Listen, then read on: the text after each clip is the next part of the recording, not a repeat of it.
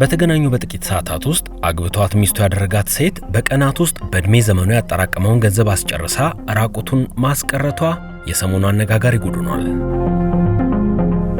የሞቱ እናቱን በመምሰል የጡረታ ገንዘባቸውን ለ3 ዓመታት ሲቀበል የከረመ ጎልማሳን የጣሊያን ፖሊስ ለፍርድ ማቅረቡን ሰምተናል።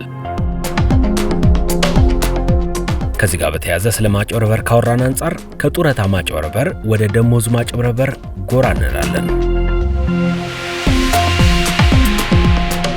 ሰላም የድልይ ቤተሰቦች፣ በዛሬው ድልያችን እነዚህን ሰሞንኛ አነጋጋሪ እውነተኛ ታሪኮችን ለእናንተ እናጋራለን። ሰምታችሁ እንደምትገረሙ በማሰብ ወደ ቻይናው አነጋጋሪ ታሪክ እንለፍ። በተገናኙ በጥቂት ሰዓታት ውስጥ አግብቷት ሚስቱ ያደረጋት ሴት በቀናት ውስጥ በእድሜ ዘመኑ ያጠራቀመውን ገንዘብ አስጨርሳ ራቁቱን ማስቀረቷን የሰሞኑ አነጋጋሪ ጉድ ሆኗል።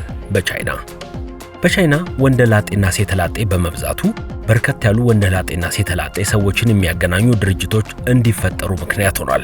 ነገሩ ጥሩ ቢመስልም እንደ ሁዋንግ ያሉ ሰዎችን ግን እየጎዳ ይገኛል። ሁዋንግ የፍቅር ጓደኛ እንዲያገናኙት ከጠየቃቸው የፍቅር አገናኞች መካከል 8 ድርጅቶች ተመሳሳይ በሆነ ምርጫ አንዲት ሴትን እንደምትሆነው ይጠቁሙታል።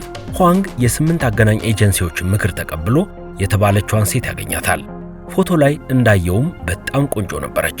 ወዲያው በፍቅሯ ይወድቃል። እንደወደዳት የገባት ወጣትም የ40 ዓመቱን ሁዋንግን ሌላ ሰው ከሚያገናኙኝ አንተ አግባኝና ያንተ ልሁን ትለዋለች። ይህንን አጋጣሚ ማለፍ ያልፈለገው ሁዋንግ ወጣቷን ከተገናኙ ከ4 ሰዓታት በኋላ አግብቷት ጎጆ ይወጣሉ። ሚስት በሁለተኛው ቀን ያሉበትን አነስ ያለ ከተማ ለቀው ወደ ትልቋ ጓንዶንግ ከተማ ሄደው ቢኖሩ ለስራም ለኑሮም እንደሚመች አግባብታ ወደዚች ፍጥነትና እድገት መገለጫ ወደ ሆነችው የቻይና ከተማ ይዛው ትሄዳለች።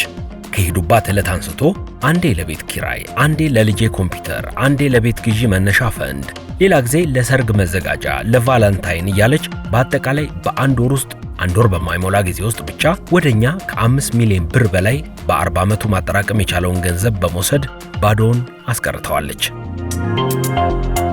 ሁዋንግ ፈቅዶ ላገባት ሴት ፈቅዶ ለሰጣት ገንዘብ መልሶ መጠየቅ ባይችልም 8ቱ ድርጅቶች እሷን ከሱ ጋር ለማጣመር የሄዱበት ሂደት ምናልባት ከዚህ ማጭበርበር ጋር የተገናኘ ከሆነ ቢጣራ የሚሉ የማህበራዊ ሚዲያ አስተያየቶች ግን እየተሰጡ ነው። ይህንን ነገር ለሌላ ማስጠንቀቂያ ብሎ ያወጣው የሳውዝ ቻይና ሞርኒንግ ፖስት ቢሆንም ነገሩ ዓለም አቀፋዊ ይዘት አለው።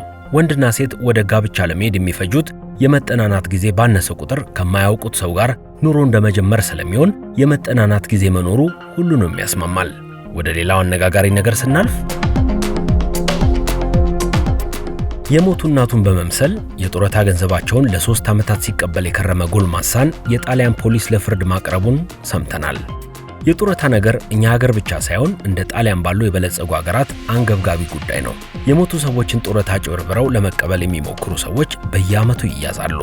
ነገር ግን የሞቱ እናቱን መስሎ እንደ እሳቸው ጸጉሩን አሰርቶ መነጽር አድርጎ ልብሳቸውን ለብሶ ከዝራውን ይዞ በተረጋጋ የዕድሜ ባለጸጋ አረማመድ ባንክ ወደሚገኘው ጡረታ መስኮት በመሄድ ድራማ የሰራ ሰው ግን ታይቶ አይታወቅም።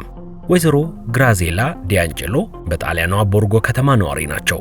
ከ3 ዓመታት በፊት ታዲያ እኛ አዛውንት በተኙበት ተፈጥሯዊ ሞት ይሞታሉ። በነርስነት ሲሰራ የቆየውና በወቅቱ ስራ ያልነበረው ስሙ ያልተጠቀሰው የ57 ዓመቱ ልጃቸው ሞታቸውን ሳይናገር አስክሬኑን በቤት ያስቀምጣል።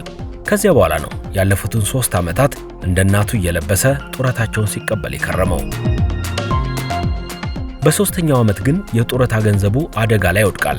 በጣሊያን ሕግ መሰረት ጊዜው ያለፈበት መታወቂያን ለማደስ ያ ሰው በአካል በቦታው መገኘት አለበት። ጎልማሳውም እንደለመደው እናቱን መስሎ መታወቂያ ሊያድስ ሲል በዕለቱ የነበረው መዝጋቢና የወሳኝ ኩነት ሰራተኛ በእድሜውና በገጽታው መካከል ባለው ልዩነት በመጠራጠሩ ያስይዘዋል። ይህንን ተከትሎ ፖሊስ ባደረገው ማጣራትና የቤት ብርበራ የሴትየዋን አስክሬን በአንዱ የመኖሪያ ቤቱ ክፍል ደብቆ ያገኘዋል። ከዚህ በፊት በነርስነት የሰራበት ሙያም አስክሬኑ እንዳይበሰብስ አድርጎ ለማቆየት እንደረዳው ታውቋል። አቃቢያን ሕጎች ባሰሉት መሰረት ጎልማሳው የእናቱን ጡረታ ሲቀበል የኖረው በእኛ ሀገር ስሌት መሰረት በዓመት 9 ሚሊዮን ብር በ3 ዓመት ከ28 ሚሊዮን ብር በላይ አጭበርብሮ እንደተቀበለ ሲገልጹ፣ በዚህም በገንዘብ ማጭበርበር፣ ሬሳ በማገት እና በሌሎችም ክሶች ዘብጥያ እንደሚወርድ ይጠበቃል። በተያያዘ ስለ ማጭበርበር ካወራን አንጻር ከጡረታ ማጭበርበር ወደ ደሞዝ ማጭበርበር ጎራ እንበል እስኪ። አንድ ዲፓርትመንት ይመስላሉ። ይህኛው ደግሞ የኩዌት መንግስት ሰራተኛ ነው። የፍርድ ቤት መዛግብት እንደሚያሳዩት ስሙ ያልተገለጸው ሰው ላለፉት 10 ዓመታት የሚሰራበት ቢሮ ደጃፍን ረግጦ አያውቅም። ነገር ግን ላለፉት 10 ዓመታት በየወሩ ሳይዛነፍ ያልተቋረጠ ወርሃዊ ደሞዝ ያገኝ ነበር። በፍርድ ቤቱ ብያኔ መሰረት ይህ ግለሰብ በአጠቃላይ ወደኛ ሀገር ቢቀየር ከ153 ሚሊዮን ብር በላይ የሆነውን የ10 ዓመት የወር ደሞዝ ከነቅጣቱ ተመላሽ እንዲያደርግ ክሱ አስገድዶታል። እንደዚህ ሰውዬ ከበድ ያለ ባይሆንም እንደ ኩዌት ባሉ የአረብ ሀገራት ተመሳሳይ ያልሰሩበትን ደሞዝ የሚቀበሉ የደሞዝ ቀበኞች ብዙ ናቸው ይላሉ። እኛ ሀገርም እንደዛው። ለዛሬ ያሉን ይህን ይመስላሉ። በቀጣይ በሌሎች ታሪኮች እንመለሳለን። መልካም ጊዜ።